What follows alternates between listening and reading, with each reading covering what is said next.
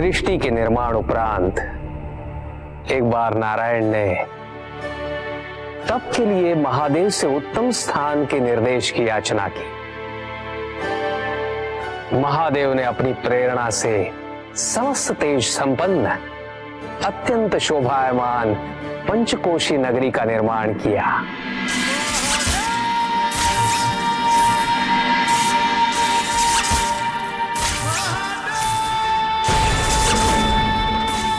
वहां उपस्थित होकर नारायण ने बहुत काल तक तपस्या की।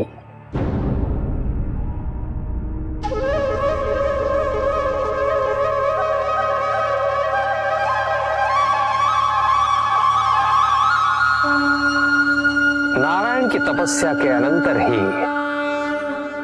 उस क्षेत्र में महादेव की कृपा से अनेक नदी नद सरिताएं उत्पन्न हुई।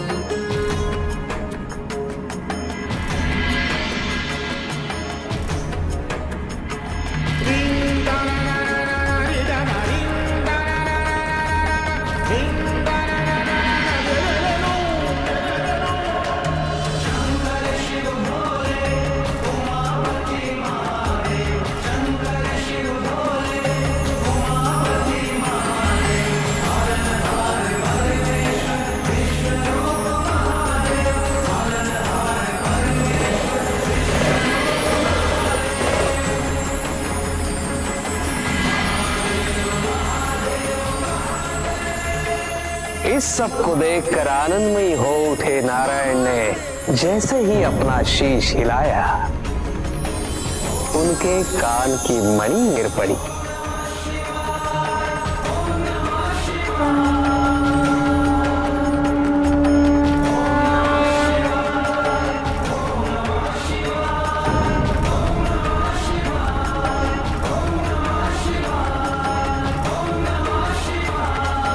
मणिकर्णिका के उस पंचकोश वाले विस्तृत क्षेत्र को महादेव ने अपने त्रिशूल पर धारण किया।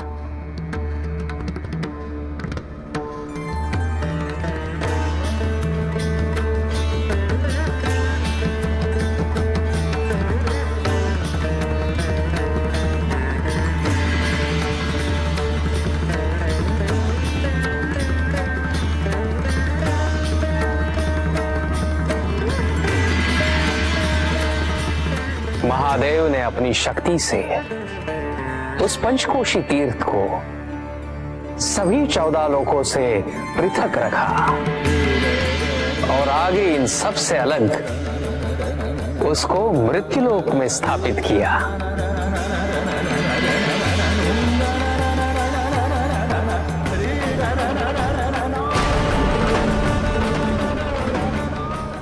नारायण की ये मणिकर्णिका हमारे द्वारा निर्मित इस विश्व में स्थान पाए और सभी जीवों को हमारी ओर लाने का साधन बने। महादेव, आपने कहा था कि आप इसे इस लोक में स्थापित करेंगे। अब समय आ गया है।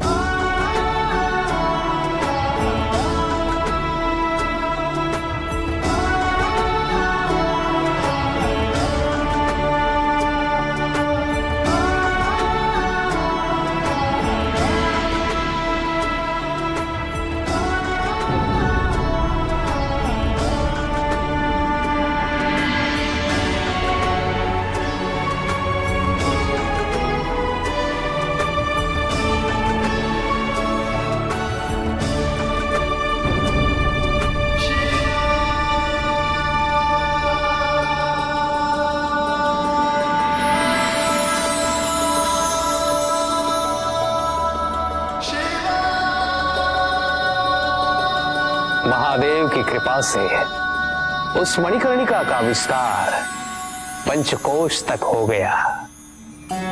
ये मणिकर्णिका पंचकोश की काशी बनकर इस पृथ्वी पर सदैव रहेगी।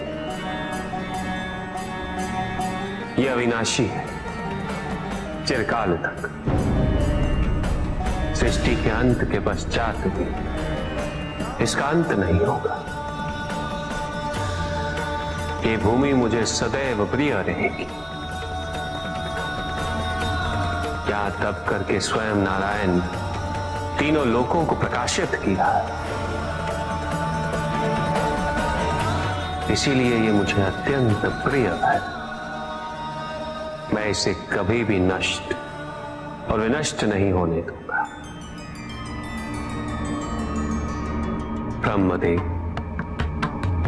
जब संसार के आवर्तन के पश्चात प्रलय आएगा, मैं इस काशी को पुनः अपने त्रिशूल पर धारण करूंगा और नवीन संसार में पुनः स्थापित करूंगा।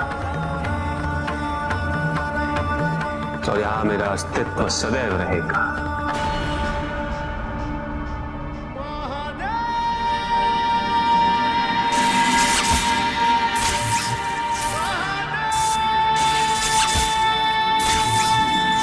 महादेव ने उस क्षेत्र से अपने आत्मिक योग को ध्यान में रखते हुए अपने ज्योतिर्लिंग को वहां स्थापित किया, जो इस क्षेत्र से कदापि पृथक नहीं हो सकता।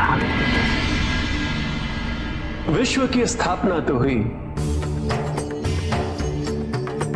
किंतु इस ज्योतिर्लिंग को आपने उस स्थान पर स्थापित किया है जिसकी ऊर्जाएं विश्व से परे हैं। इस ज्योतिर्लिंग को विश्वेश्वर ज्योतिर्लिंग के नाम से जाना जाएगा।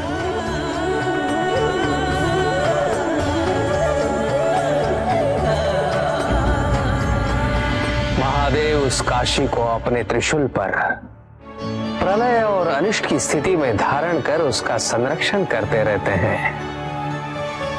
इसीलिए ये क्षेत्र सभी लोगों से न्यारा है।